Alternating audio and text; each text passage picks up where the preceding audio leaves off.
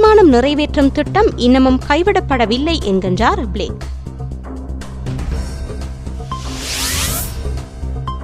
இலங்கைக்கு எதிரான தீர்மானத்துக்கு ஐரோப்பிய ஒன்றியமும் ஆதரவு.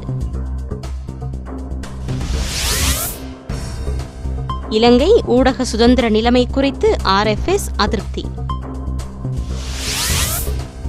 அரச பிரதிநிதிகள் முட்டாள்தனமான வாக்குமூலங்களை ஜெனீவாவில் வழங்கக்கூடாது என்கிறது தேசப்பற்றுள்ள தேசிய இயக்கம்.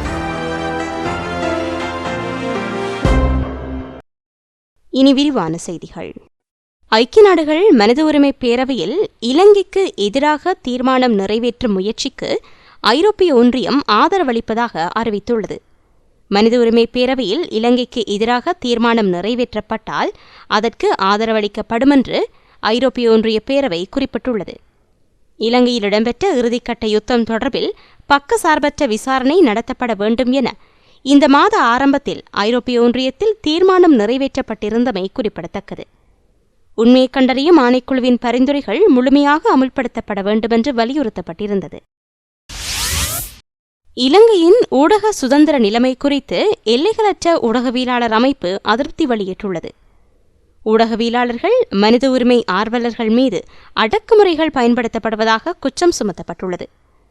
ஊடகங்கள் மீது பிரயோகிக்கப்படும் அழுத்தங்களை நிறுத்துமாறு இலங்கையிடம் கோரும் வகையில் ஐக்கிய நாடுகள் மனித உரிமை பேரவையில் தீர்மானம் நிறைவேற்றப்பட வேண்டுமென்று கோரிக்கை விடுக்கப்பட்டுள்ளது. கடந்த ஓராண்டு காலமாக வித்தியாசமான முறையில் ஊடக தணிக்கைகள் இலங்கையில் மேற்கொள்ளப்படுவதாக எல்லைகளற்ற ஊடகவியலாளர் அமைப்பு சுட்டிக்காட்டியுள்ளது. தகவல் சுதந்திரத்தை உறுதிப்படுத்துமாறு இலங்கையை வலியுறுத்துவதற்கு காத்திராமல் தற்போதே தீர்மானம் நிறைவேற்றப்பட வேண்டுமென்று கோரிக்கை விடுக்கப்பட்டுள்ளது. 2010-2011 ஆண்டுகளில் தாக்குதல்கள், கொலை, மிரட்டல்கள் உள்ளிட்ட பல்வேறு ஒடுக்குமுறை சம்பவங்களின் எண்ணிக்கை வீழ்ச்சியடைந்துள்ள போதிலும் இன்னமும் முழுமையான ஊடக சுதந்திரம் நிலைநாட்டப்படவில்லை. பல ஊடகவியலாளர்கள் தொடர்ந்தும் வெளிநாடுகளில் புகலிடம் கோரியுள்ளதாக குறிப்பிடப்பட்டுள்ளது. யுத்த குற்றச்செயல்கள் தொடர்பான செய்திகளை உள்நாட்டு வெளிநாட்டு ஊடகங்கள் சுதந்திரமாக சேகரிக்க இன்னும் வாய்ப்பு கிட்டவில்லை என்று கூறப்படுகிறது. அரசாங்கத்தை விமர்சனம் செய்வோரை புலி ஆதரவாளர்களாகவோ சூழ்ச்சிக்காரர்களாகவோ அடையாளப்படுத்தும் நடவடிக்கை நிறுத்தப்பட வேண்டுமென்று எல்லைகளற்ற ஊடகவியலாளர் அமைப்பு கோரிக்கை விடுத்துள்ளது. ஐக்கிய நாடுகள் மனித உரிமை பேரவையில் இலங்கை தொடர்பான தீர்மானம் நிறைவேற்றும் திட்டம் இன்னமும் கைவிடப்படவில்லை என்று தென் மத்திய ஆசிய பிராந்திய வலயத்துக்கான அமெரிக்க துணை ராஜாங்க செயலாளர் ரோபர்டோ பிளேக் தெரிவித்துள்ளார். மனித உரிமை பேரவை அமர்வுகளில் இலங்கை தொடர்பான தீர்மானம் நிறைவேற்றும் திட்டம் குறித்து தொடர்ந்தும் பேச்சுவார்த்தை நடத்தப்பட்டு வருவதாகவும் கூறினார். ஐக்கிய நாடுகள் அமைதி காக்கும் ஆலோசனைக் குழுவில் ஐநா அமைப்புக்கான இலங்கையின் பிரதி வதிவிட பிரதிநிதி சவேந்திர சில்வா நியமிக்கப்பட்டமை குறித்தும் அவர் கருத்து வெளியிட்டுள்ளார். இலங்கை யுத்தம் தொடர்பில் சுயாதீனமானதும் முழுமையானதுமான விசாரணைகள் நடத்தப்படாத நிலையில் சவேந்திர சில்வாவை ஆசிய பிராந்திய வலய பிரதிநிதியாக நியமித்தமை பொருத்தமற்றது என்று அவர் சுட்டிக்காட்டியுள்ளார். இலங்கை கடற்பாதுகாப்பு கட்டமைப்பை வலுப்படுத்திக் கொள்வதில் கூடுதல் முனைப்பு காட்டி வருவதாக அமெரிக்க உயர் படையதிகாரி ரோபர்ட் வில்லார்ட் தெரிவித்துள்ளார். ரோபர்ட் வில்லார்ட் பசிபிக் கடற்பிராந்திய அமெரிக்க கட்டளை தளபதியாக கடமையாற்றி வருகின்றார். தமிழீழ விடுதலை புலிகள் மீள் போராட்டம் நடத்துவதை தடுப்பதனையும் கடற்பாதுகாப்பை வலுப்படுத்திக் கொள்வதனையும் இலக்காக கொண்டு இலங்கை கடற்படை நடவடிக்கை மேற்கொண்டு வருவதாக குறிப்பிட்டார். எவ்வாறாயினும் மனித உரிமை விவகாரங்களில் இலங்கை திருப்திகரமான நிலைமையை அடையும் வரையில் அமெரிக்கா முழுமையான அளவில் இராணுவ ஒத்துழைப்புகளை வழங்காது என்றும் கூறினார்.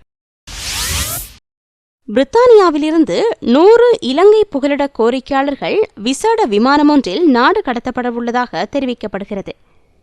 இவர்கள் இலங்கையில் துன்புறுத்தப்படக்கூடும் என மனித உரிமை கண்காணிப்பகம் அச்சம் வெளியிட்டுள்ளது. ஏற்கனவே நாடு கடத்தப்பட்ட சில புகலிட கோரிக்கையாளர்கள் பாரிய துன்புறுத்தல்களை எதிர்நோக்கியதாக கூறப்படுகிறது. துன்புறுத்தப்படக்கூடியோரை நாடு கடத்தக்கூடாது என்ற சர்வதேச சட்டத்தை பிரித்தானியா மதித்து செயற்பட வேண்டும் என மனித உரிமை கண்காணிப்பகத்தின் ஆசிய பிராந்திய பணிப்பாளர் பிரெட் ஆடம்ஸ் தெரிவித்துள்ளார். இலங்கை அரசாங்கம் ஒருபோதும் இனவாத அடிப்படையில் செயற்படவில்லை என்று ஜனாதிபதி மஹிந்த ராஜபக்ஷ தெரிவித்துள்ளார். ராவய பத்திரிகையின் 25ஆம் ஆண்டு நிறைவு நிகழ்வில் கலந்து கொண்டு உரையாற்றிய போதே அவர் இவ்வாறு கூறினார். பாரிய அளவிலான படுகொலைகள், சட்டவிரோத கைதிகள் எதனையும் படையினர் மேற்கொள்ளவில்லை. 1971, 89, 90 கிளர்ச்சி, 30 ஆண்டுகால பயங்கரவாதம் ஆகியன நாட்டு மக்களுக்கு இரத்தத்தையும் கண்ணீரையும் மட்டுமே கொடுத்தது. நாட்டில் மீண்டும் பயங்கரவாதம் தலைதூக்குவதற்கு இடமளிக்கப்பட மாட்டாது என்றும் ஜனாதிபதி குறிப்பிட்டார். சர்வதேச சமூகத்தின் ஒரு தரப்பினர் இலங்கைக்கு எதிராக செயற்பட முயற்சித்து வருவதாகவும் அவர் குற்றம் சுமத்தினார்.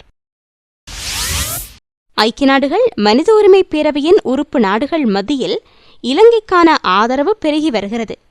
தற்போதைய நிலையில் இலங்கைக்கு எதிராக பிரேரணை கொண்டுவரப்பட வேண்டிய அவசியம் இல்லை என்று அதிகமான நாடுகள் கருதுவதாக அமைச்சர் மஹிந்த சமரசிங்க தெரிவித்துள்ளார். தொடர்ந்தும் பல்வேறு தரப்பினருடனான சந்திப்புகள் இடம்பெற்று வருகின்றன.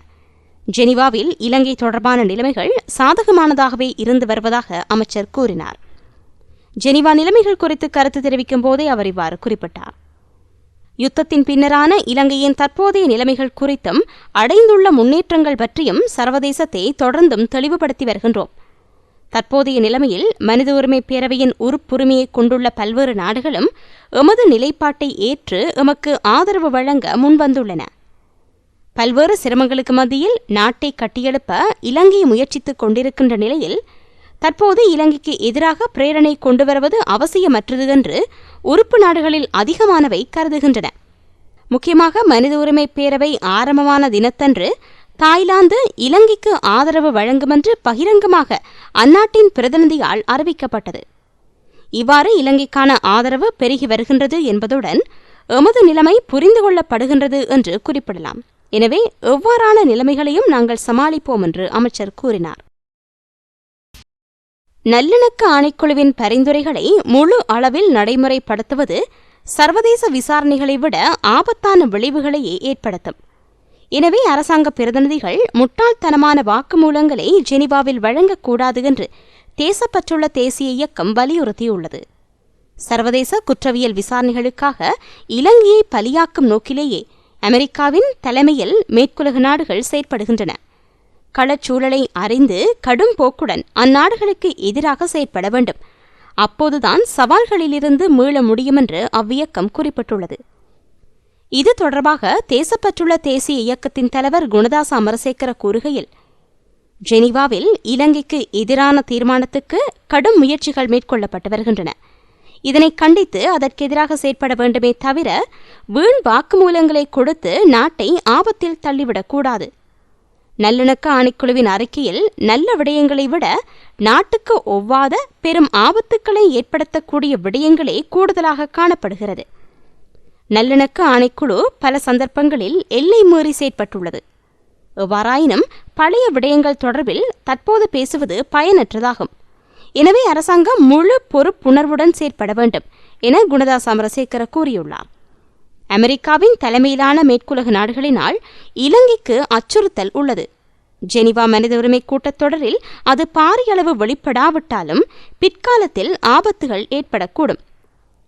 எனவே எந்தவொரு சந்தர்ப்பத்திலும் அரசாங்கம் நல்லிணக்க ஆணைக்குழுவின் பரிந்துரைகளை உள்நாட்டில் அமுல்படுத்தக்கூடாது.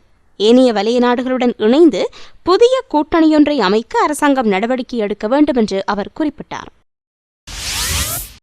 இலங்கையில் அங்கீகரிக்கப்பட்டுள்ள நல்லிணக்க ஆணைக்குழுவின் பரிந்துரைகளை அமுலாக்கி குற்றச்சாட்டுகளுக்கு தீர்வு காணப்பட வேண்டுமென்றும் அரசியல் தீர்வில் சர்ச்சைக்குரிய காவல்துறை அதிகாரம் குறித்து அனைத்து தரப்புகளுடன் பேசி விரைவில் தீர்வை எட்ட வேண்டுமென்றும் எதிர்க்கட்சித் தலைவரும் ஐக்கிய தேசிய கட்சியின் தலைவருமான ரணில் விக்ரமசிங்க தெரிவித்தார்.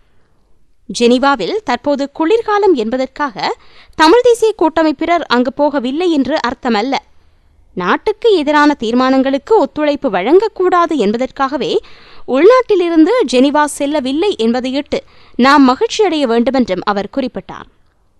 ராவய பத்திரிகையின் 25ஆம் ஆண்டு பூர்த்தி விழாவை முன்னிட்டு நேற்று பண்டார்நாயக்க ஞாபகார்த்த சர்வதேச மாநாட்டு மண்டபத்தில் நடைபெற்ற வைபவத்தில் கலந்து கொண்டு உரையாற்றும் போதே அவர் இவ்வாறு குறிப்பிட்டார். கடந்த 25 வருட காலமாக நாட்டின் ஜனநாயகத்தையும் சுதந்திரத்தையும் பாதுகாக்க பங்களிப்புடன் செயற்பட்டதையிட்டு ராவய பத்திரிகைக்கு நன்றி கூறுகின்றோம். மறுசீரமைப்பு தொடர்பாக ராவய பத்திரிகை உட்பட பலரும் வலியுறுத்துகின்றனர். தேசிய மறுசீரமைப்பை அரசியலுக்கு மாத்திரம் மட்டுப்படுத்திவிட முடியாது. பொருளாதாரம் உட்பட்ட ஏனைய துறைகளையும் உள்வாங்கிய பரந்த அளவிலான தேசிய மறுசீரமைப்பு ஒன்றுக்காக இலங்கை நகர வேண்டும்.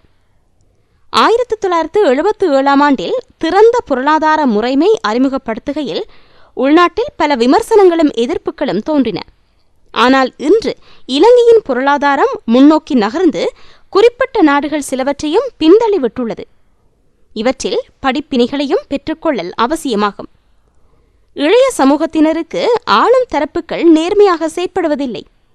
தொழில் வாய்ப்பு, திறந்த சந்தர்ப்பம் என பலவும் புறக்கணிக்கப்படுகின்றன. உண்மையான சூழலை அறிந்து செயற்பட வேண்டும். மின்சார கதிரை தொடர்பாகவும் கதிரையை கைப்பற்றுவது தொடர்பாகவும் போட்டி போடுகையில் தேசிய மறுசீரமைப்பை எவ்வாறு ஏற்படுத்த முடியும்? ஸ்ரீலங்கா சுதந்திர கட்சியும் ஐக்கிய தேசிய கட்சியும் கூடாது என்று ஜேவிபியை ஆட்சிக்கு கொண்டுவர பேச்சுக்கள் முன்னெடுக்கப்பட்டன. பின்னர் ஜேவிபி கூடாது என்று ஜாதிக ஹெல உரிமையை தொடர்பாக பேசினார்கள். ஆனால் இன்று ஐக்கிய தேசிய கட்சி, ஸ்ரீலங்கா சுதந்திர கட்சியை தவிர ஏனையவை புறக்கணிக்கப்பட்டுள்ளன. தமிழ் தேசிய கூட்டமைப்பு ஏற்றுக்கொள்ளக்கூடிய நிலையில் உள்ளது. ஊடகங்கள் குறுகிய கால நலன்களுக்காக செயற்படக்கூடாது. இன்று பெரும்பாலான ஊடகங்கள் வியாபாரத்தை மையப்படுத்தியே செயற்படுகின்றன.